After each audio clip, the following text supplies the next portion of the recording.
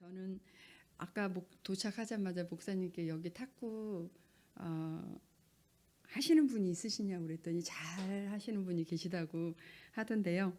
저는 초등학교 3학년 때부터 이제 탁구를 하게 됐고요. 어렸을 때는 되게 승부근성이 이렇게 강했던 것 같아요. 그래서 동료에게 지거나 탁구가 안 되거나 하면 제가 화풀이를 하는 그런 물건이 있었어요. 어떤 물건에다가 제가 화풀이를 했을까요?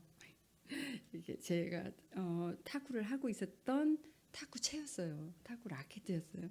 근데 제 라켓은 항상 저한테 물리기도 하고 또 던져져서 깨지기도 하고 또 쫓기도 해서 라켓가 늘 흠집이 나 있었어요. 이렇게 라켓가 항상 흠집이 나 있었는데 이 흠집이 마치 제 마음에 상처와 흠집이 많은 만큼 라켓도 흠집이 이렇게 많이 나 있었어요. 하루는 저희 코치 선생님이 저를 불렀어요. 그래서 저에게 교회를 한번 나가보라고 권면해 줬어요. 그래서 교회를 나가긴 했는데 생각을 해보니까 코치 선생님은 교회도 안 나가는 분이셨어요. 근데 저에게 교회를 나가라는 거였죠.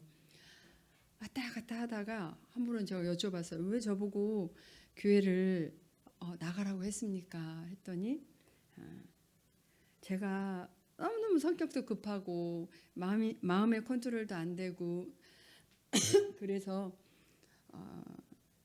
매번 저렇게 라켓에다 흠집을 내고 하는 저의 모습을 보면서 아마 제가 좀 교회를 나가면 마음의 수양이 돼서 침착한 애가 돼서 저런 행동을 안 하지 않을까라는 마음에 저보고 교회를 나가보라고 했던 거예요. 제가 그때 중학생이었는데 그것이 계기가 돼서 이제 교회를 왔다 갔다 다니고 있었어요. 그런데 다니다가 제가 좋은 말씀 하나 보게 돼요. 잠언 16장 32절에 노하기를 더디하는 자는 용사보다 낫고 자기의 마음을 다스리는 자는 성을 빼앗는 자보다 나으니라 라는 말씀을 보게 돼요. 제가 왔다 갔다 하면서 야, 성경에도 이런 말씀이 있구나. 참 좋은 말씀이 있구나. 이런 생각을 하면서 그때부터 이 말씀을 이제 외우고 다녔어요. 길을 가다가도 외우고 탁구를 하다가도 제가 또 마음대로 안 되고 라켓을 또 라켓에다 화풀이를 내고 싶을 때 이 말씀을 외우는 거예요. 노하기를 더디하는 자는 용사보다 낫고 자기의 마음을 다스리는 자는 성을 빼앗는 자보다 나으니라. 근데 신기한 일이 생겼어요. 그때부터 저는 88년 올림픽까지 탁구를 하고 은퇴를 하게 되거든요. 그런데 88년 올림픽까지 제가 고2로 라켓을 한 번도 흠집을 내본 적이 없던 거예요. 하나님의 말씀이 얼마나 능력이 있는지 계속해서 이제 저는 말씀 드릴 건데요. 제가 중학교 때 이제 꿈을 가져요. 훌륭한 탁구 선수가 되어서 명예로운 사람, 국가대표가 되고 싶어 이런 꿈이었어요. 그런데 팔에 부상도 있었고 간염이라는 질병도 있으면서 이렇게 순조롭고 순탄하게 길을 가지 못해요. 한참 훈련을 하고 있으면 팔에 통증이 있어서 올리지도 내리지도 펴지도 구부리지도 못할 정도로 이제 팔이 아파서 정형외과에 가요. 갔는데 원장님이 테니스 엘보라는 말씀을 하시면서 이거는 팔을 안 쓰면 괜찮아. 탁구를 안 하면 괜찮다라는 거예요. 그런데 저는 훌륭한 탁구 선수가 되어서 명예로운 사람이 되고 싶은 이 국가대표 꿈을 이루지 못한 채 탁구를 그만둔다는 게 너무 아쉬운 일이었어요. 원장님께 어떻게 하면 제가 탁구를 할 수 있겠냐라고 여쭤보니까 아플 때마다 하다가 아플 때마다 와서 진통제 주사를 맞으라는 거예요. 그래서 하다가 아프면 또 가서 진통제를 맞고 또 통증이 생기면 또 가서 맞고 이렇게 거의 진통 주사를 6년을 맞으면서 이제 겨우겨우 선수 생활을 버텨가게 돼요. 제가 그때는 이렇게 믿음이 좋아서가 아니라 방과 후가 되면 아픈 팔을 붙들고 집에 먼저 가지 않고 교회를 먼저 가요. 아무도 없는 그 마룻바닥에 있었던 그 교회에 무릎을 꿇고 하나님 앞에 그렇게 기도를 드리는 거예요. 하나님, 제 팔 좀 낫게 해주세요. 라고 기도를 하고 이제 집에 가요. 그런데 제가 그렇게 원했던 이제 국가대표가 되어서 이제 83년도는 처음으로 세계선수권대회에 가게 된 거예요. 그때는 제가 막 무슨 뭐 세계 랭킹 안에 50위 안에 있는 선수도 아니었고 유명한 선수도 아니었고 이제 처음으로 세계선수권대회에 출전을 이제 했는데 그 당시에 세계 랭킹 1위라는 중국 선수를 이기면서 단식에서 은메달을 차지하고 오게 돼요. 그러다 보니까 매스컴이나 이런 협회에서 뭐 이제 유망 주사 막 이러면서 저를 띄워주게 된 거예요. 그 당시 제가 19살인데 한참 이제 시작해야 될 그 나이에 저는 6년 동안 진통 주사를 맞아왔기 때문에 아무리 좋은 병원을 가도 제 팔도 나을 수도 없었고 고칠 수도 없었고 이제는 진통제 효과도 없었고 이제 그때 은퇴를 할 수밖에 없었던 거예요. 근데 어떤 지인이 어느 기도원을 한번 가보라고 권면해 줬어요. 그래서 저는 그곳에 가서 안수기도를 통해서 낫는 일이 있다라는 그 말에 그 기도원을 찾아가요. 저는 기도를 한 번도 가보지 않았기 때문에 안수기도 하는 곳이 기도원인 줄 알았어요. 근데 목사님께서 말씀을 하고 계셨어요. 제가 교회를 왔다 갔다 했지만 복음에 대해서 제대로 들어본 적이 없었어요. 그런데 그 목사님께서 복음에 관한 말씀을 하고 계신 거예요. 우리 하나님께서 이 우주를 창조하시니 하나님께서 우리를 너무 사랑하셔서 우리 죄를 사해주기 위해서 인간의 몸을 입고 이 땅에 오셔서 그 고통을 당하시고 채찍에 맞으시고 피를 흘리시고 십자가에 죽으시고 3일 만에 부활하셨다는 말씀이셨어요. 제가 그 말씀을 들으면서 내가 도대체 누구이길래 뭐길래 나 같은 죄인을 위해서 그 예수 그리스도께서 그 십자가에 그 채찍에 맞으시고 고통을 당하시고 십자가에 죽으시고 부활하신 걸까? 라고 생각할 때 너무 눈물이 나는 거예요. 콧물 흘리면서 저의 죄를 회개하게 되면서 그 예수 그리스도를 제 인생의 이제 구세주로 영접을 하게 돼요. 안수기도하는 시간이 돼서 저도 이제 목사님 앞에 나가서 안수기도를 받는데요. 저는 그 기적이라는 것이요. 매스컴으로만 들어봤고 지면으로만 읽어봤지만 그 기적이 저에게 일어날 거라는 건 사실 생각지도 못했어요. 그런데 목사님의 안수기도를 통해서 6년 동안 아팠던 팔이 고쳐지게 돼요. 하나님께서는요, 하시고자 하는 일이란 무엇이든지 하실 수 있는 분이시구나 라는 것을 전 처음 체험을 하게 돼요. 6년 전에 방과 후에 집에 먼저 가지 않고 교회에 들려서 아픈 팔을 붙들고 하나님 제 팔 좀 낫게 해주세요라는 그 기도를요, 하나님께서는 결코 잊지 않으셨더라고요. 아무런 방법이 없을 때 하나님의 방법으로 제 팔을 고쳐주시더라고요. 그래서 이제 그때부터 또 열심히 탁구를 하고 있었는데 좀 전에 말씀드린 것처럼 이제 간염이라는 질병 때문에 또 힘들어하는 거예요. 근데 제가 예수님을 영접하고 팔 치유를 받고요. 제 이제 가치관이 바뀌게 됐어요. 그런 말씀이 하나 있었어요. 에베소서 4장 7절에 보면 이런 말씀이 있었어요. 하나님께서는 우리 각 사람에게 그리스도께서 나누어 주시는 선물의 분량을 따라 은혜를 주셨습니다. 라는 이 말씀. 제가 이거 말씀을 알기 전에는요, 제가 동료들보다 성적을 내고 메달을 따고 탁구를 잘하고 하는 게 저는 그 동료들보다 제가 더 뛰어나기 때문인 줄 알았어요. 제가 더 잘났기 때문인 줄 알았어요. 그런데 이 말씀을 알게 보고 나서 보니까 하나님께서는요, 우리 각 사람에게 은사와 재능과 달란트를 각각 선물로 주셨다는 거예요. 훌륭한 탁구 선수가 되어서 명예로운 사람이 되겠다는 저의 이 중심에서요. 탁구라는 달란트를, 재능을 나에게 선물로 주셨구나라는 것을 알고부터는요, 이제는 하나님께 영광을 돌리겠다는 하나님 중심으로 제 사고가 바뀌게 된 거예요.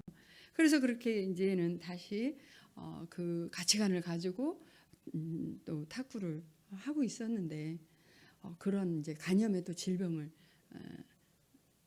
갖게 된 거죠. 그런데 그때는 저에게 굉장히 중요한 시기였어요. 87년 아시안 게임도 있었고 88년 올림픽도 있었고, 그런데 제가 그 88년 올림픽을 앞두고 이제 병원에 이제 간 수치가 올라가면서 하루를 무리하며 2, 3일 쉬어야 되는 몸의 증상들로 간 수치가 올라가서 50일을 입원을 하게 돼요. 병상에서 저는 이런 생각이 들었어요. 이 체력으로는, 이 상태로는 내가 올림픽에 참가하지 못할 거라는 생각이 들었어요. 그래서 그러면서 누워서 이런 생각이 들더라고요. 왜 나는 다른 선수들처럼 건강한 몸으로 부상도 없이 마음껏 좀 훈련하고 그러지 못할까. 그런데 생각해 보니까요, 만약에 제가 부상도 없었고 건강한 몸으로 탁구를 해서 메달을 따고 금메달을 따서 인터뷰를 할 때 저는 이렇게 인터뷰했을 것 같아요. 저는요, 이렇게 몇 시간씩 훈련해 왔고 이렇게 분석해 왔고 연구해 왔고 그렇기 때문에 저는 금메달을 땄습니다. 라고 저는 그렇게 인터뷰했을 것 같아요. 그런데 제가 생각해 보니까요, 하나님께서는 그 병상에서 하나님 앞에 기도하게 하셨어요. 하나님, 제가 올림픽까지 할 수 있는 체력 좀 주세요라고 간절히 기도를 하게 돼요. 잠언 24장을 읽다가 이런 말씀을 보게 돼요. 16절에 대저 의인은 7번 넘어질지라도 다시 일어나거니와 라는 말씀을 보게 돼요. 여러 번 고난이 있을지라도 다시 일어나야 된다라는 말씀을 저에게 주시는 것 같았어요. 이 말씀을 붙들고 여러 과정들을 이제 거치면서 올림픽 전에 세계선수권대회에 먼저 출전해요. 그런데 막상 시합에 갔는데 너무 체력이 약해 있었고 훈련도 충분히 하지 못하고 왔기 때문에 자신이 없는 거예요. 숙소에서 하나님 앞에 엎드려서 또 기도를 드리는 거예요. 하나님, 제가 지금 체력도 약하고요, 훈련도 많이 하지 못하고 왔기 때문에 탁구도 자신이 없고 저 할 수 없습니다라고 이렇게 엎드려서 하나님 앞에 기도를 드려요. 그런데요, 단식 준결승에서 상대는 중국 선수였는데 한 번도 그동안 한 번도 이기지 못했던 선수랑 세트가 2대2가 돼서 마지막 5번째 시합을 하는데 탁구를 하시는 분은 그 당시, 지금은 11점이지만 그 당시 21점이었다는 걸 아실 거예요. 그 선수의 점수가 18이고 제가 11점이었어요. 그 선수는 3점만 이기면 결승에 오르게 되고 저는 무려 10점을 따야 되는 거예요. 18대 10이라는 점수에서는 누가 봐도 제가 이길 수 있는 점수가 아니에요. 근데 제 마음에 침착함과 평안함을 주셔서 한 점 한 점 최선을 다해서 시합을 했는데요. 그 선수 18이라는 점수를 그대로 묶어놓고 10점을 연속적으로 따면서 21대 18로 역전승을 거두게 돼요. 그런가 하면은 또 그 다음 해에 이제 현종화 선수랑 복식 올림픽에서 결승을 하게 되는데 상대는 중국의 자오지민과 첸징이라는 선수였어요. 아시겠지만 중국은 지금도 세계에서 최강이고 그 당시도 최강이었어요. 이미 올림픽 단식에서 금메달, 은메달, 동메달 다 딴 선수들이었어요. 복식을 이제 결승을 해야 되는데 너무 마음이 위축이 되는 거예요. 너무 잘하는 선수들이고 시합에 들어가기 전에 이제 현정아 선수에게 우리 기도하고 들어가자. 그래서 우리 손을 꼭 붙들고 간절히 기도를 하고 그리고 시합에 들어가요. 복식은 3번을 해서 2번 이기면은 금메달을 따거든요. 첫 번째 아슬아슬하게 하다가 21대 19로 이기고 2번째 치고 마지막 3번째 하는데 중간에 어떤 일이 일어났냐면 초반에 접전 끝에 가다가 중반에 자오짐이라는 선수가 첸징이라는 선수의 다리에 이 스텝이 맞지 않아서 넘어지면서 자오짐이라는 선수가 그 코트에서 엉덩방아를 찢는 일이 생겨요. 그것이 계기가 되면서 저희가 점수 차이를 확 벌어지게 하고 21대 10이라는 점수로 이기고 금메달을 따게 돼요. 기자들이 이제 우승 금메달 딴 소감을 묻는 거예요. 아까 잠깐 나왔죠. 우리들이 부족하지만 신앙의 힘으로 호흡을 맞춰서 우승할 수 있었던 거 하나님께 영광을 돌립니다. 라고 이렇게 인터뷰를 할 수밖에 없었던 이유가 저는 제 탁구 인생을 돌이켜 봤을 때 하나님 앞에 드린 고백이 있었어요.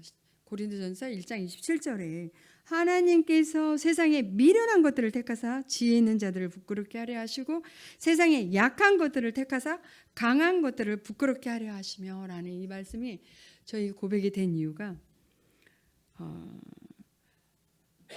하나님 저는 약합니다 라고 고백할 때 하나님께서는 약하다고 고백하는 저를 들어서 강하게 하셨고요.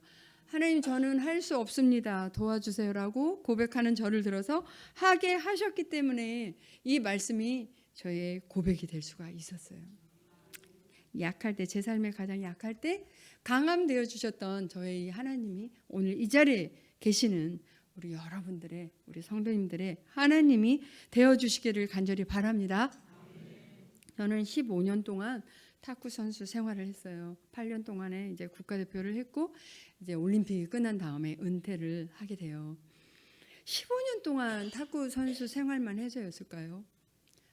너무 은퇴를 할 생각을 하니까 왜 이렇게 마음이 허탈하고 허전하고 공허하고 제가 느낀 건 자기의 진로를 놓고 미리미리 기도하는 건 정말 중요한 것 같아요.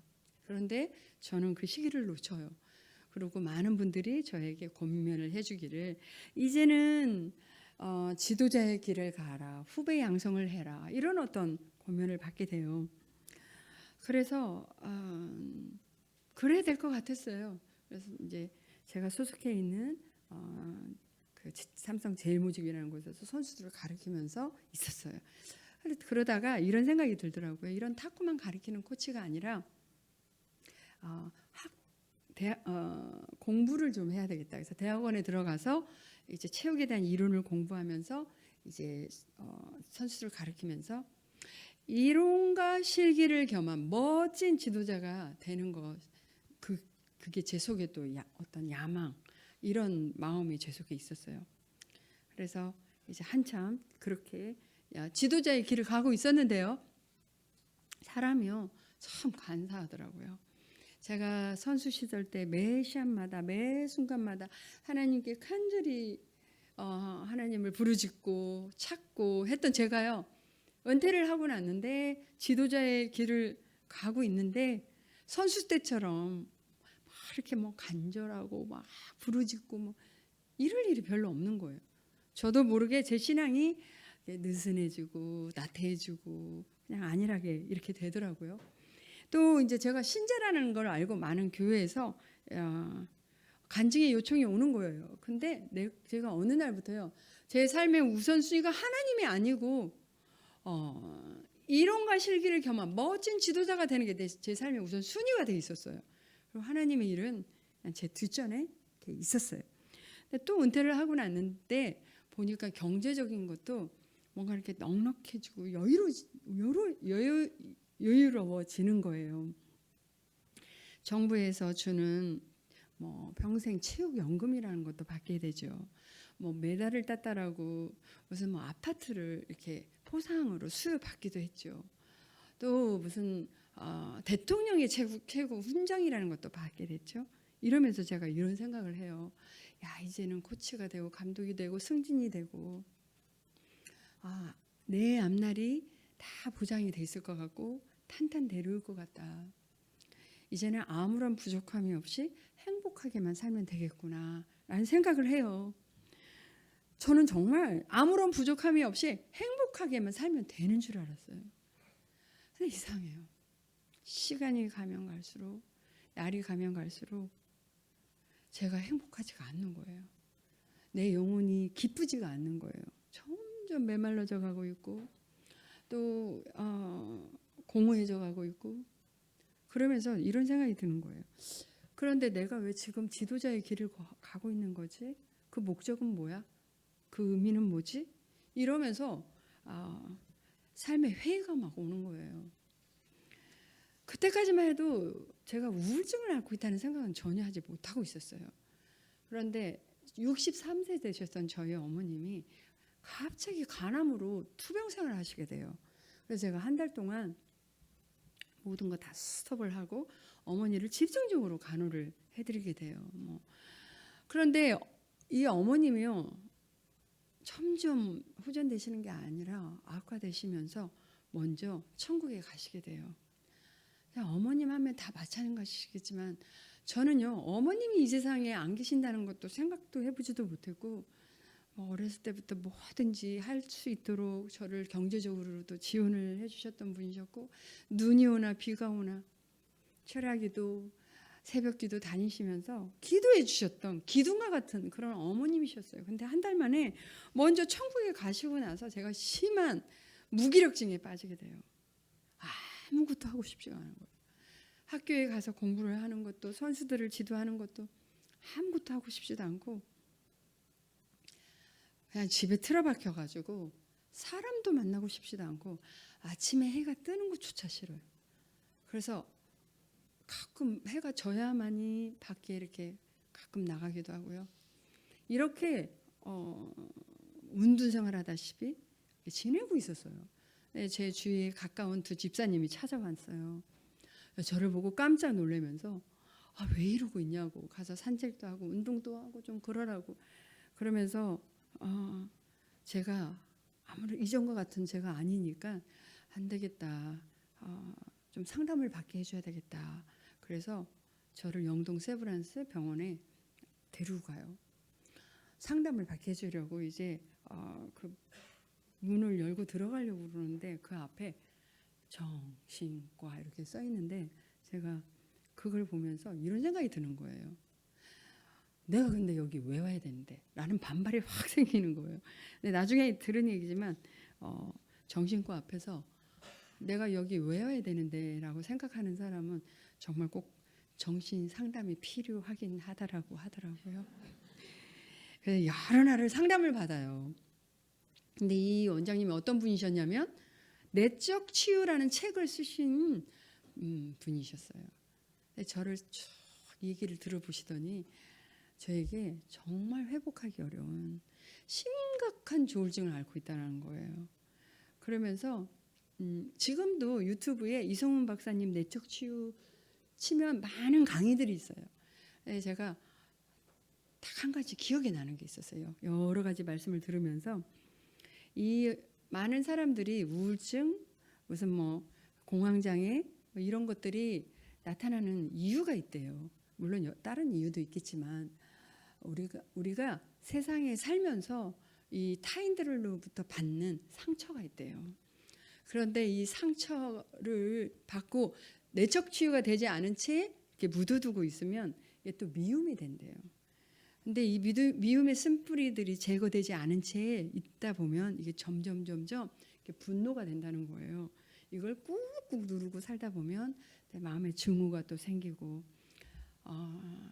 그러다 보면 어느 날 어느 순간 조현병으로 툭툭 튀어나올 수도 있고 우울증으로 튀어나오고 막 이렇다는 거예요. 근데 제가 그 얘기를 들으면서 나에게도 그런 때가 있었네 라는 생각을 해요.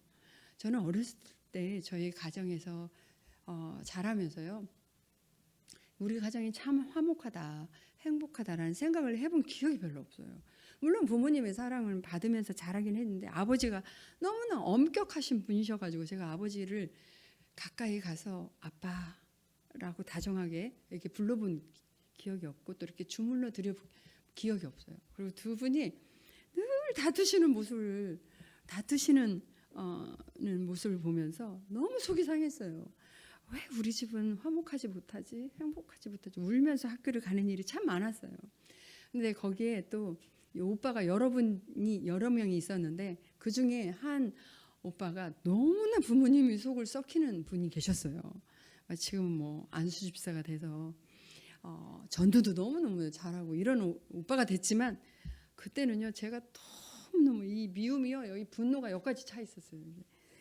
그리고 제가 이제 은퇴를 하고 나서 또 어머님이 먼저 천국에 가시고 나서 이 텅텅 빈 그 이 마음에 하나님께서는 이 저에게 내적 치유할 수 있는 시간을 주신 것 같아요. 그런데 제가요 이거를 겪어보니까요, 이 우울증 무슨 공황장애 이런 건 굉장히 영적인 거구나. 사단이 개입하더라고요. 그래서 내가 이 우리의 연약함을 타고 공격해 들어오는 것을 느꼈어요. 사단이요 이렇게 속삭이는 것 같아요. 이 세상에는 하나님이 너를 더 이상 사랑하지 않아. 너를 버리셨어. 이 세상에 너는 혼자야. 이렇게 속삭이는 것 같아요. 그리고 귀에 막 소리가 들려. 막 환청도 들리기도 해서 그 환청에 따라 나가기도 하고요. 또 굉장히 밖에 나간다는 자체가 수치스럽게 느껴지기도 하고 이 소리에 민감해요. 누가 문을 콱 닫고만 가도요. 또 밖에서 싸우는 소리만 들어도 다 나 때문에 화가 나서 그런 것 같이 느껴져요. 폭식증 이런 거 들어보셨어요? 막 음식을 갖다 놓고요. 막 먹고 그걸 또 다 토하고 또 갖다 놓고 또 먹고 이렇게 하기를요. 거의 1년 반, 거의 2년을요. 세상에 드러내지 않고 이렇게 지낸 적이 있었어요. 그러다 보니까 막 살이 여기서 10kg 이상도 찐 적도 있었고요. 표정들이 거의 안 믿어지신다는 표정으로 쳐다보고 계시는 것 같은데 제가 하도 거의 2년을 드러내지 않고 살다 보니까요. 중앙일보 신문에 이런 기사가 난 적이 있었어요. 왕년의 탁구 여왕 양영자 방황의 문두생활 하면서 이런 기사가 난 적이 있었어요. 근데 저를 상담해 준 이 원장님이요. 굉장히 저에게는 특별하신 분이셨어요. 제가 너무 증상이 심각해서 예약 시간에 그 병원에 못 가잖아요. 그러면 그 두 집사님한테 연락해서 점심시간에 이용해서 저를 상담해주러 저희 집에 오시기도 하고요. 또 밖에 바람 쐬준다고 밖에 나가서 상담도 해주시고요. 그 상담해주시고 기도도 해주시고 또 뭐 약도 먹여보고 뭘 해도 제가 나을 기미가 안 보이니까요. 마지막 카드를 하나 쓰셨어요. 어떤 분을 소개해 주셨어요. 그런데 그분이 어떤 분이었냐면 하나님의 말씀, 큐티 훈련시켜 주시는 이런 분을 만나게 해주셨어요. 그래서 그때부터 상담을 받으러 가지 않고 이 큐티 훈련을 받게 돼요. 그래서 이제 말씀을 공부해 나가는데 여러 말씀들이 있었지만요. 시편 107편 10절에서 14절 이런 말씀이 있었어요. 사람이 흑암과 사망의 그늘 아래 앉으며 공고와 쇠사슬에 매임은 하나님의 말씀을 거역하고 지존자의 뜻을 멸시함이라. 이에 그들이 그 환난 중에 여호와께 부르짖음에 그들의 고통에서 구원하시되 흑암과 사망의 그늘에서 인도하여 내시고 그들의 얼거맨 줄을 끊으셨도다. 아멘. 이 말씀을 공부해 나가다가요. 제가 왜 내가 흑암과 사망의 그늘 아래 앉아있는 것만 갖고 공고와 쇠사슬의 매임과 같은 삶을 살고 있는지 제가 이 말씀을 공부해 나가다가 해답을 얻게 되었어요. 그 이유는 하나님의 말씀을 거역하고 지존자의 뜻을 멸시하기 때문이구나 라는 것이었어요. 말씀드린 것처럼 저는 선수 시절 때 그렇게 하나님께 나아가고 매달리고 부르짖고 했던 제가요. 만약에 은퇴를 하고 나서 이 텅텅 빈 허전한 마음 속에 이렇게 하나님의 말씀을 공부하면서 이 텅텅 빈 마음에 하나님의 말씀을 채워 넣었더라면 저는 너무너무 영적으로 풍성한 삶을 살고 있었을 것 같아요. 그런데 제가 잠시 세상의 것을 채우는 적이 있었어요. 하고 싶은 쇼핑도 사고 싶은 것 마음껏 사면서 제 만족감도 누려보기도 하고요. 무슨 문화시설을 누려보기도 하고 골프도 쳐보고 뭘 해도요. 하나도 즐겁지도 않고 행복하지가 않는 거예요. 하나님과 나와의 관계가 멀리 있을 때 내 영혼이 피폐할 수밖에 없는 거구나 라는 것을 깨닫게 되었어요.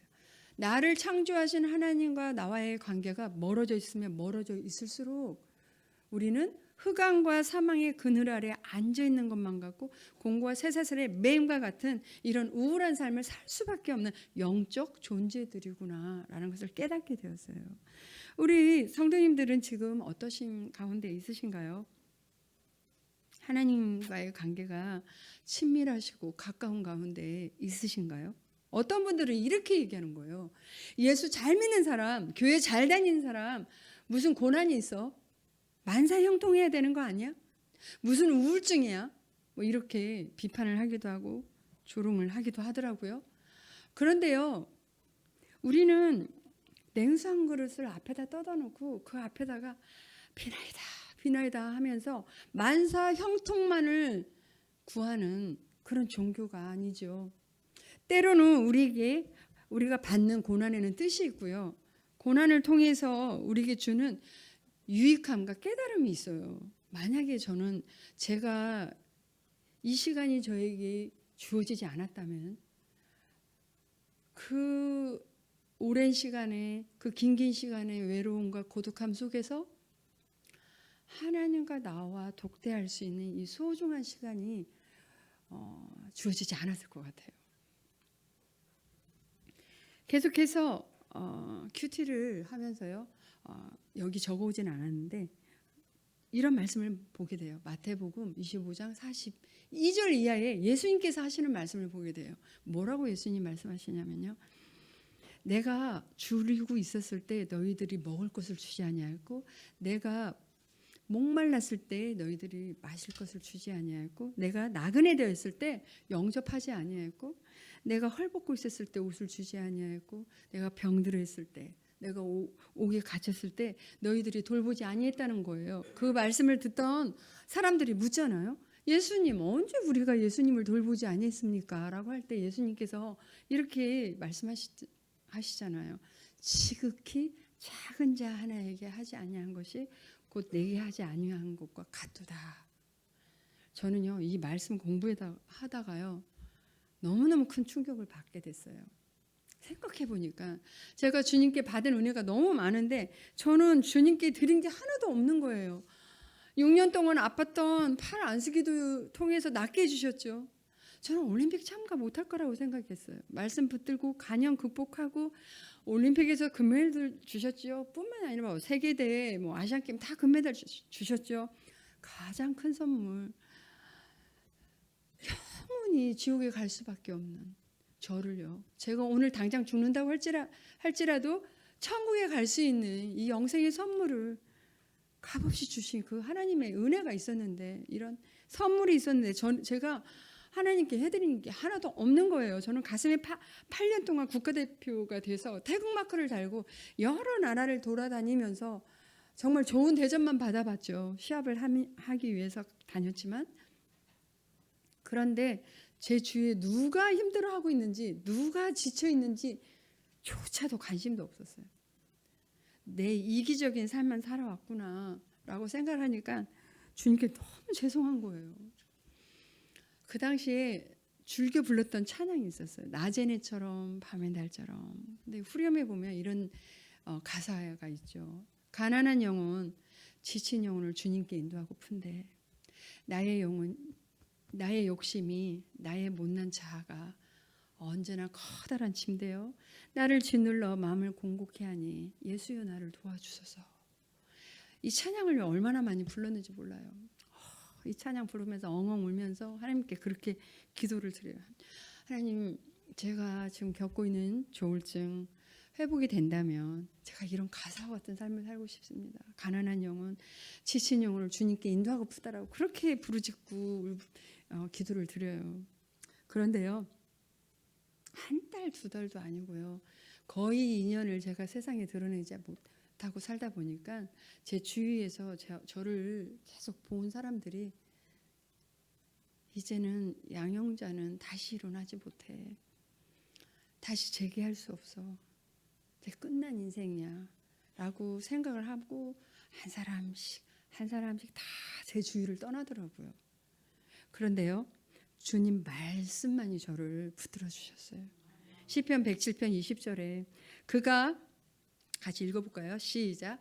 그가 그의 말씀을 보내어 그들을 고치시고 위험한 지경에서 건지시는도다. 아멘. 하나님께서 유경에 있는 저에게요, 이 말씀을 보내주셔서 저를 고치시고 건져주시는데요, 이 말씀의 광채가 저를 비추기 시작하니까 그 회복하기 어렵다고 하는 조울증에서 제가 회복되어 간 거예요. 그리고 이제 결혼을 하고 이제 가족 아이들과 함께 97년도에는 몽골로 선교사로 가게 된 거예요. 가서 한참 사역을 하고 있는데 어느 출판사에서 연락이 온 거예요. 저보고 책을 내면 좋겠대요. 그래서 제가 왜 책을 내야 됩니까? 그러니까 뭐 올림픽 금메달리스트가 내려놓고 선교지에 있으니까 내면 좋겠다는 거예요. 아무리 생각해도 책을 낼 의미를 느끼지 못했어요. 14년 동안 사역을 하고 한국에 돌아왔어요. 근데 한국에서 제가 생활을 하다 보니까 제 주위에 우울증, 공황장애 너무너무 많은 사람들이 앓고 있는 거예요. 그래서 어쨌든 제가 책을 냈는데 책을 본 분이 이렇게 연락이 오는 거예요. 자기 아들, 딸들이 우울증으로 너무 힘들어하고 있는데 제 우울증이 어떻게 회복이 됐냐는 거죠. 그래서 제가 이렇게 고민해 줬어요. 우울증은요, 끝까지 인내심을 가지고 인격적으로 사랑으로 돌봐주셔야 됩니다. 라고 막 큰 소리를 쳤는데요. 사실은 제가 내몽고에서 사역을 하고 돌아오다가 한족 제자를 데려왔어요. 그래서 이 제자가 이제 어려서 와서 그런지 문화가 다르고 언어가 다르고 이러다 보니까 그런지 이 공황장애를요 7년 동안 앓게 되는 거예요. 근데 제가 그 제자를 돌봐주는데 너무 지치는 거예요. 너무 힘들고 그래서 내가 괜히 데려왔나 막 이런 후회도 되기도 하고. 그런데 제가 큐티했던 거를 매일매일 문자로 보내고 만나면 또 함께 기도하고 또 전화 왔을 때도 더 기도해주고 막 이러면서 이 제자가 3년 전부터 국내대회 출전을 하면서 이렇게 성적을 내는 거예요. 1등을 하고. 근데 1등을 하자마자 하나님 앞에 감사 기도를 드리는 거예요. 그러더니 국가대표가 이제 되어서 아시안 게임, 뭐 세계 대회들 나갔는데 그때는 주전 멤버가 되질 이제 못했어요. 근데 이번에 파리 올림픽에 정말 기적적으로 하나님께서 그것도 한 달 전에 결정이 나가지고 파리 올림픽에 출전을 하게 된다. 그것도 주전 멤버로 출전을 하게 된 거예요. 그런데요, 이은혜라는 이 선수가 신유빈, 전지희라는 선수는 크리스찬이 아닌데 시합을 하기 전에 기도하고 들어가서라고 해가지고요, 기도해요. 시합 전에 기도를 하고 그리고 이은혜 선수가 시합을 해서 이기고 나서 이제 또 무릎 꿇고 저렇게 기도를 드리는 거예요. 저걸 보면서 너무 하나님께 감사한 거예요. 저런 어떤 이 모든 세계가 보는 곳에서 또 저렇게 그라운드에서 하나님 앞에 영광을 돌리고 기도하는 이 모습을 보면서 너무너무 보람이 되고 하나님 앞에 얼마나 감사했는지 몰라요. 이렇게 말씀과 그 믿음으로 회복한 이런 케이스라면 제가 또 이렇게 권면을 해줘요. 꼭 병원에 가셔야 됩니다. 상담도 받으시고요. 약도 복용하셔야 됩니다. 그런데 더 중요한 게 있습니다. 그거는 하나님의 말씀을 붙드셔야 됩니다라는 것이었어요.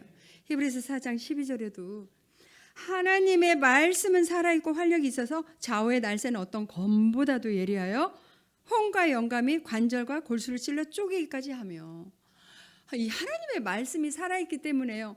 홍과 영과 및 관절과 골수를 찔러 쪼개기까지 하시더라고요. 사람을 변화시키시더라고요. 저는요, 이 하나님의 말씀을 통해서 제 영혼이 다시 살아났기 때문에요. 제 삶에 가장 중요하게 생각하는 것이 이 하나님의 말씀을 붙드는 일이 되었어요. 물론 우리가요, 말씀을 통독하고 큐티를 하고 말씀을 읽어도 또 실패하는 일이 생겨요. 또 넘어지는 일이 있더라고요. 하지만 끝까지 이 하나님의 말씀을 붙들고 있다면 하나님께서 우리를 반드시 회복시켜 주실 것이라고 저는 믿어요. 혹시 이 가운데 저처럼 어떤 우울증, 혹시 또 신앙의 어떤 방황기를 겪고 있는 분도 계실 수도 있고, 오늘 말씀처럼 여러 가지 심한 고난 가운데 도대체 내 문제는 왜 이렇게 해결이 되지 않을까라고 여러 가지 심한 고난 가운데 있는 분들이 계시다면, 저는요, 제가 겪은 고난의 시간을 통해서 깨달은 말씀이 하나 있어요. 우리 함께 합독해 볼까요? 시작. 오라, 우리가 여호와께로 돌아가자. 여호와께서 우리를 찢으셨으나 도로 낫게 하실 것이요, 우리를 치셨으나 싸매어 주실 것임이라. 여호와께서 이틀 후에 우리를 살리시며 셋째 날에 우리를 일으키시리니 우리가 그의 앞에서 살리라. 아멘. 하나님께서요, 먼저 요구하고 계시는 게 있으셨어요. 그거는 하나님께 먼저 돌아오라고 하시는 것이었어요. 아침에도 나와서 예배드리시고 오후에도 나와서 예배드리시는 우리 성도님들이 하나님을 믿지 않아서 하나님께 돌아오라는 말씀이 아니고요. 물론 이 가운데 아직 예수님을 인격적으로 만나지 못하신 분이 계시다면 하나님께 돌아오라는 말씀도 되겠죠. 그런데 이 말씀은요, 우리 삶의 우선순위가 하나님이셔야 되는데 하나님이 아닌 하나님보다 더 집착하고 있고 하나님보다 더 사랑하고 있는 그 모든 마음의 우상으로부터 내려놓고 하나님께 온전히 돌아오라는 말씀이세요. 이 우상 숭배는요, 하나님이 나에게 주시는 이상으로 더 가지려는 탐심이에요. 저에게 있어서 내려놓기 어려웠던 게 있다면 저는 명예라는 것이었어요. 명예를 갖는 게 나쁘다는 게 아니라요, 내 삶의 우선순위가 하나님의 다음에 명예를 갖던 무슨 비전을 갖던 야망을 갖던 꿈을 갖던 그건 괜찮겠죠. 그런데 저는 제 삶의 우선순위가 하나님이지 못했다는 거예요. 우리 성도님들은 혹시 어떤 게 있으신가요? 저처럼 명예가 되실 수도 있고 또 어떤 재물이 될 수도 있고요. 내 자녀가 내 삶의 우상이 될 수도 있고 많은 게 있을 것 같아요.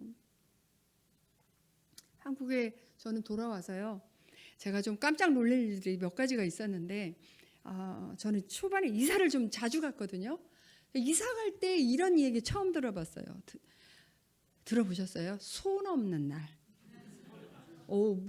귀신이나 마귀, 악귀가 돌아다니지 않는 날이래요. 그날은 또 비싸기도 하더라고요. 그런가 하면은 이 집사님인데도요, 자기 자녀 결혼 날짜 잡으려고 사주팔자를 가서 보고 점쟁이한테 가서 저를 그리고 좀 돌아와서 이제 청소년, 유소년 감독을 했었어요. 근데 저희 코치들이 얘기하는 걸 우연히 이렇게 가다가 듣게 되었어요. 자기 선수들이 이렇게 시합을 하는데 지고 있더래요. 그래서 우연히 이렇게 손을 올렸대요. 그랬더니 이기더라는 거예요. 근데 손을 내렸더니 또 지더라는 거예요.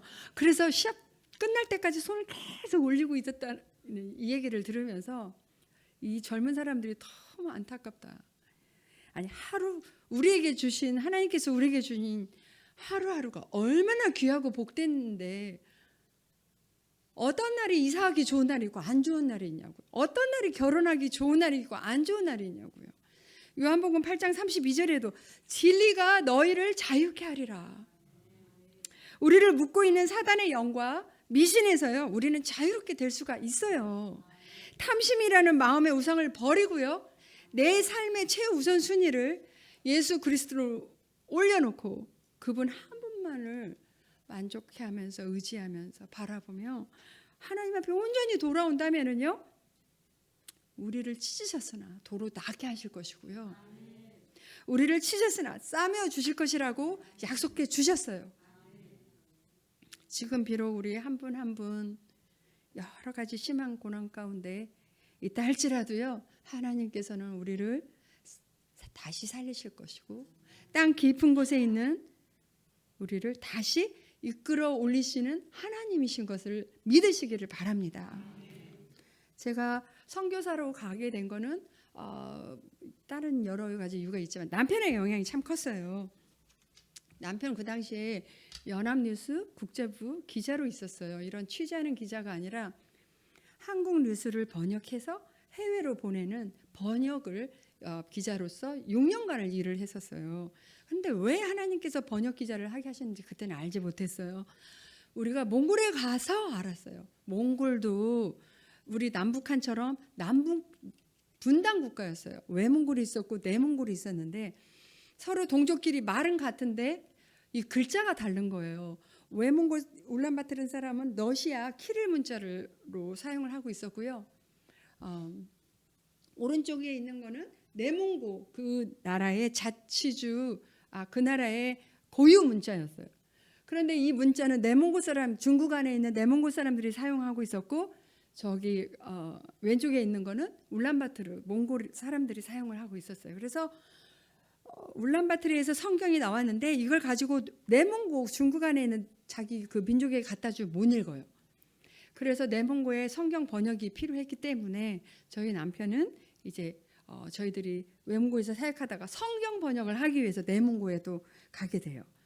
저는 이제 탁구 몽골 아이들에게 탁구를 가르쳐 주면서 비자를 받으면서 탁구를 가르쳐 주면서 사역을 하게 됐고요.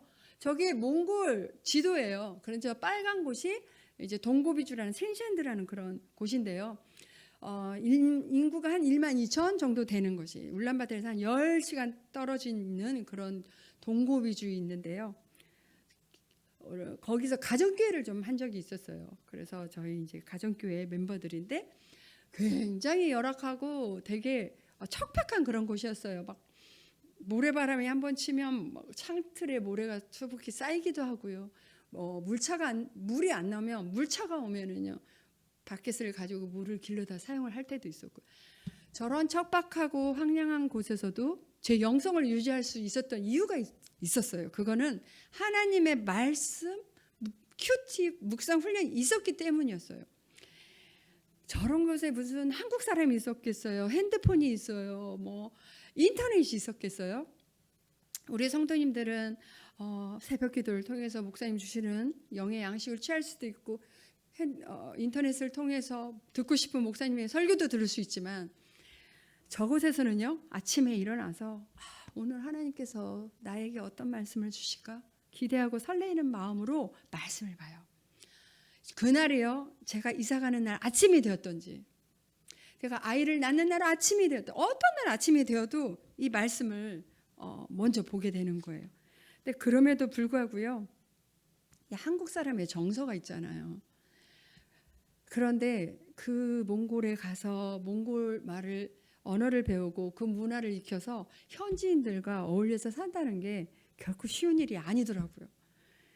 참 선교사가 가서 섬기러 갔고 그 복음을 전하러 간 이 선교사가요 굉장히 창피한 얘기지만 제가 이 문화 충격으로 인해서 제가 몽골 사람들이 미워져서 마음의 문을 꼭꼭 닫고 있을 때가 있었어요. 그런데 하루는요 굉장히 모래바람이 치는 날 제가 아프게 돼요. 한쪽만요 이 두통이 너무 심하게 있고 귀가 너무 통증이 있는 거예요. 근데 아침에 일어나서 입술을 이렇게 비비는데 입술이 막 엇갈려요. 밥을 먹어도 자꾸 이렇게 새고 눈을 감아도 한쪽이 안 감기고 또 왼쪽만 웃어도 전혀 감각이 없는 거예요. 그래서 이제 거기에 이렇다 이제 병원이 없으니까 또 기차를 타고 10시간 타고 수도에 가서 저는 치아에 문제가 있으면 이렇게 아픈 줄 알고 치과를 갔어요. 한국 분이 선교사가 있었기 때문에 갔더니 괜찮은데 코이카에서 온 신경외과 의사가 있으니까 가보래요. 가봤더니 바이러스로 인한 안면 근육 마비라는 거였어요. 그러면서 그 바이러스를 죽이는 약을 2주 동안 먹으면서 찬바람을 쐬지 말고 안정하고 있으면 괜찮아질 거라고 그랬어요. 그래 2주가 지나고 한 달이 지나고 한 달 반이 지나고 2달이 다가오는데도 이 안면이 풀릴 기미가 안 보이는 거예요. 그쯤 되니까 제가 슬슬 걱정이 되는 거예요. 야, 이거 평생 이러고 살면 어떡하지? 제가 걱정을 하고 있으니까 저희 남편이 저를 위로해 준다고요. 이렇게 얘기하는 거예요. 여보, 당신의 입술이 평생 삐뚤어져 있다 할지라도 나는 오직 당신만을 사랑할 테니까 걱정하지 말라는 거예요. 근데 그거 위로 안 되대요. 아침에 일어나서 말씀을 먼저 보게 되는데요. 고린도후서 1장 4절에 있는 말씀을 보게 됐어요. 우리의 모든 환난 중에서 우리를 위로하사 우리로 하여금 하나님께 받은 위로로서 모든 환난 중에 있는 자들을 능히 위로하게 하시는 이시로다. 제가 이 말씀을 묵상하는데 하나님께서 저에게 이렇게 말씀하시는 것 같아요. 내가 환난을 받고 있었을 때 내가 너에게 준 은혜와 사랑과 위로가 얼마나 많으냐. 그 너가 받은 그 위로, 그거를 지금 이곳에 필요한 사람들에게 그 위로를 나눠 줘야 되지 않겠냐라는 것이었어요. 제가 하나님 앞에 가난한 영혼, 지친 영혼을 주님께 인도하고 싶다라고 그렇게 부르짖으면서 기도했던 제가요. 생각해보니까 선교지까지 가가지고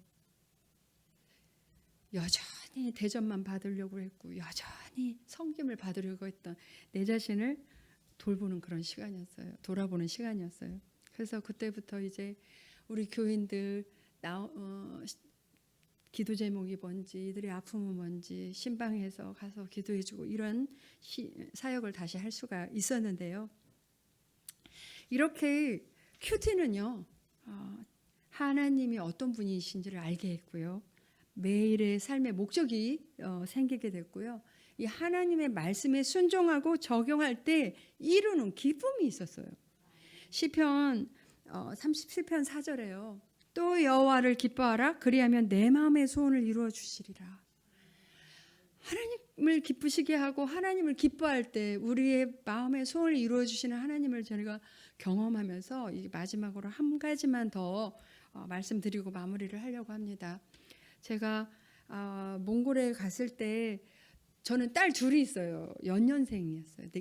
그 당시는 4살, 5살이었어요. 그때는 교육을 걱정하지 않아도 됐어요. 그냥 몽골 유치원에 보냈어요. 그런데 초등학교 가야 되겠는데 아까 그런 시골에 무슨 한인 학교가 있었겠어요. 국제학교가 있었겠어요. 그래서 기도했어요. 자원봉사자가 와서 홈스쿨을 할 수 있는 교사가 좀 왔으면 좋겠다라고 기도했어요. 그랬는데 여러분들이 오셨다가 가셨어요. 제일 마지막에 왔던 선생님이 저는 WEC라는 웩이라는 국제 선교 단체에 소속해 있는데 그 본부가 영국에 있었어요.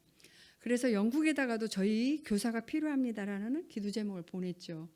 그런데 이번에는요. 영국에서 저희 기도 제목을 본 영국인이 있었어요. 그런데 이 영국인이 9년 동안 초등학교 교사했던 분이신데 결혼하지 않은 싱글 자매분이셨는데 이분이요.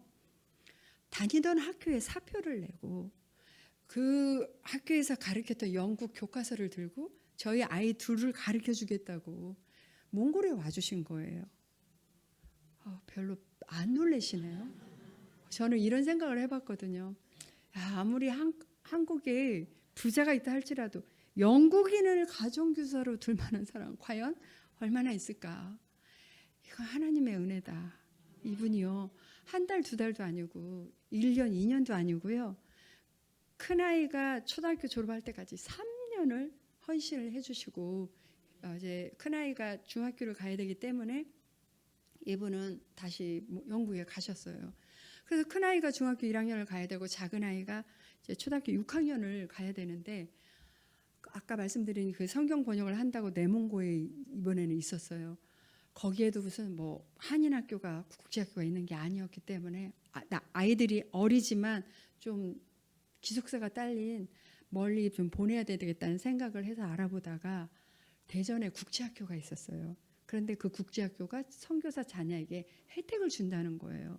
사실 국제학교 한국에 있는 학비가 굉장히 비싸요. 가자마자 물어봤어요. 25,000불, 2명이니까 5만 불이에요. 지금 뭐 더 비싸졌지만. 그런데 이제 교장선생님하고 인터뷰를 하는데 빨리 아이들 몇 학년으로 배치하든지 시험을 보래요. 저보고 필요한 서류를 또 동사무소 가서 띄우라고 그래서 뭔가 입학은 다 된 것 같은데 제가 제일 궁금했던 건 학비였거든요. 근데 학비 얘기를 안 하시길래 제가 먼저 여쭤봤어요. 저희가 내야 될 학비가 얼마입니까? 뭐라고 말씀하시냐면요. 네가 내고 싶은 만큼만 내. 그게 10불도 좋고 100불도 좋아. 지금 10불이 얼마인지 몰라서 지금 안 놀라시는 거 아니죠? 13,000원, 13만 원 이렇게 말씀하시는데요. 제가 아무 말도 못했어요. 마치 하나님께서 그분의 입술을 통해서 자녀 교육 걱정하지 말고 열심히 일하라고 저를 격려해 주시고 위로해 주시는 것 같았어요. 그래서 큰아이가요. 중학교 1학년부터 고등학교 3학년까지, 그리고 작은 아이가 초등학교 6학년부터 고등학교 3학년까지 7년을 정말 작은 학비만 내고 교육을 받을 수가 있었어요. 저는 마태복음 6장 33절의 말씀을 기억합니다. 저분은 이제 그 영국 선생님이세요. 그리고 너희는 먼저 그 나라와 그의 나라와 그 의를 구하라. 그리하면 이 모든 것을 너희에게 더하시리라. 이 말씀은요, 우리가 지금 다 내려놓고 선교지에 가면 이 모든 걸 더해줄게 라는 말씀이 아니고요. 하나님의 통치가 우리 모든 삶의 영역에서 이루어지고 하나님께서 옳다고 여기시는 것이 이 땅에서 이루어지는 건데요. 하나님께서 내 삶을 다스릴 수 있도록 통치하실 수 있도록 나를 내어달라는 말씀이세요. 하나님께서 옳다고 생각하는 것을 우리가 행하고요. 또 죄짓지 않고 거룩한 삶을 살고 하나님 앞에 예배를 드리고 전도와 선교에 힘쓸 때 하나님께서 이 모든 것을 너희에게 더하시겠다라는 말씀이세요. 저는 오늘 새샘교회 성도님들과 제가 한번 이렇게 결단해 봤으면 좋겠어요. 하나님 저를 통치해 주세요. 저를 다스려 주세요 하고 한번 우리 삶을 다 내어드려 봤으면 좋겠어요. 그럴 때 하나님께서 우리 평생을 책임져 주시는 것을 우리 성도님들과 제가 이곳저곳에서 많은 간증들이 일어나게 되기를 간절히 바랍니다. 저는 다니엘서 10장 3절에 평생 소원인데요. 많은 사람을 옳은 길로 인도한 사람은 별처럼 영원히 빛날 것이다 라는 게 평생 소원이에요. 그러니까 저만의 소원이겠어요? 예수 그리스도의 십자가의 은혜를 받은 모든 분들의 평생 소원이겠죠. 저는 생각해봐요. 어떻게 하면 많은 사람들을 하나님 앞에 인도할 수 있을까? 그러다가 저는 탁구 선교를 하는 사람이잖아요. 그래서 탁구 선교를 통해서 어떻게 하면 선교하고 전도할 수 있을까라는 생각을 참 많이 하게 돼요. 그래서 여러 나라를 다니면서 탁구 선교를 하는데 한번 이런 생각을 해봤어요.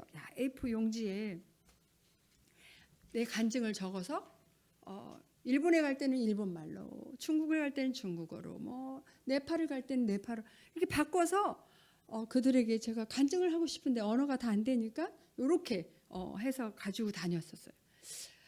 그러다가 이런 것도 어쩌면 또 버릴 수도 있으니까 소책자를 만들어야 되겠다. 전도 만화를 만들었어요. 그래서 이제 33페이지 된 만화를 만들어서 이제 영어로도 만들고, 그래서 작년에 우간다에 아프리카를 가서 거기는 영어를 쓰더라고요. 어디다 전도해야 되지? 라고 막 이제 가지고 가서 생각을 했는데 하나님께서요 모슬렘 애들을 관중석에 보내주셨어요.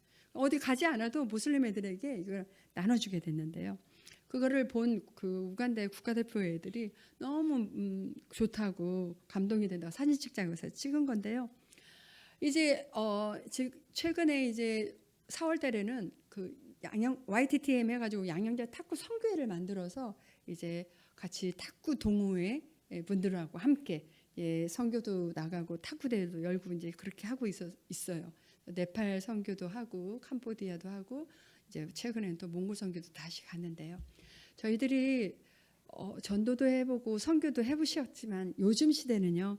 전도지를 하나 가지고 틱틱 줘서 전도되는 일이 아니잖아요. 정말 기도도 필요하고 정성도 필요하고 재정도 필요하고 시간도 한데 제가 선교지에 가가지고 단기팀을 받았었어요. 받아보고 이제 시골에서 사역하고 돌아오다가요 교통사고가 나요. 참 이 전도하고 선교하는 일들이 참 쉽지가 않죠. 그러다가 어떤 사람이 갈비뼈가 부러지는 일이 또 있었고요. 또 너무 마음 아프게 한 분이 또 천국에 가시는 그러한 마음 아픈 일도 있었어요. 그럼에도 불구하고요. 디모데후서 4장 5절에는 그러나 너는 모든 일에 신중하여 고난을 받으며 전도의 일을 하며 내 직무를 다하라. 라는 이 말씀처럼요. 우리는 예수 그리스도의 복음의 빚진 자로서 예수 그리스도의 증인된 삶을 살게 되는 저와 여러분들이 되기를 간절히 바랍니다.